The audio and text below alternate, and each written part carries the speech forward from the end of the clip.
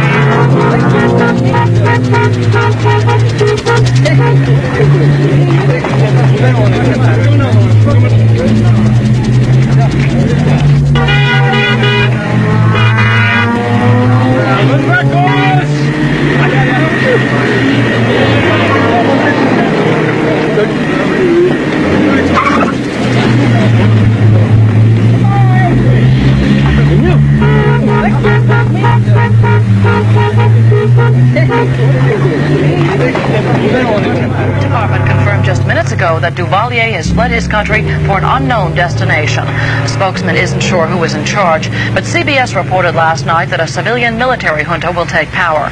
Good morning, everyone. It's Friday, February 7th. I'm Faith Daniels leading our news today. A crisis day for two iron-fisted rulers. Jean-Claude Duvalier, president for life, fled from Haiti early today.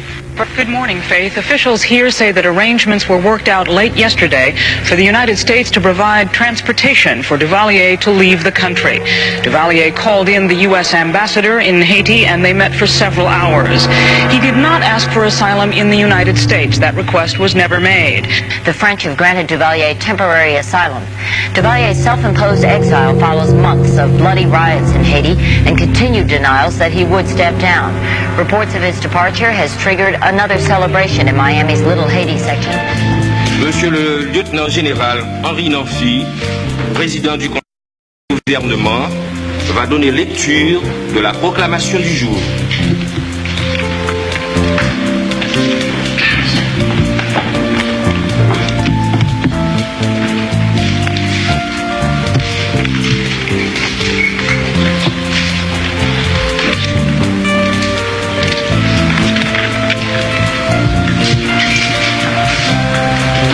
Conseil national de gouvernement. Proclamation. Depuis bien des mois, notre pays connaît une situation exceptionnellement grave qui, loin de s'améliorer, a fini par le placer en face d'un péril imminent menaçant jusqu'à l'intégrité de la nation. Dans toutes les provinces, ce sont des manifestations populaires au cours desquelles le manque de maîtrise des uns ou l'incompréhension des autres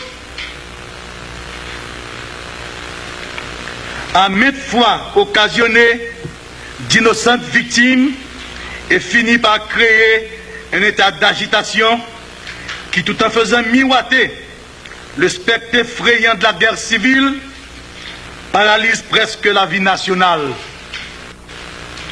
Les forces armées d'Haïti réitèrent à la nation que, maintenant plus que jamais, elles ne nourrissent aucune ambition politique et demeurent au service des intérêts supérieurs de la patrie. Vive la nation haïtienne à tout jamais unie. Fait Palais National ce 7 février 1986. Lieutenant général Henri Nafi, Forces armées d'Haïti, président.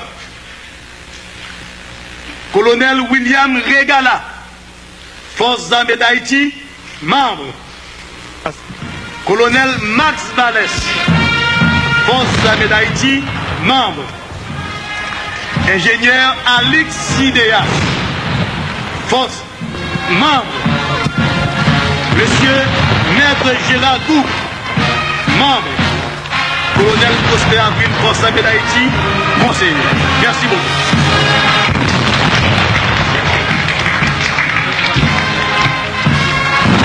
Conseil national de gouvernement. Communiqué. Par décision du Conseil national de gouvernement, les services publics, le commerce et l'industrie chôment aujourd'hui, 7 février 1986.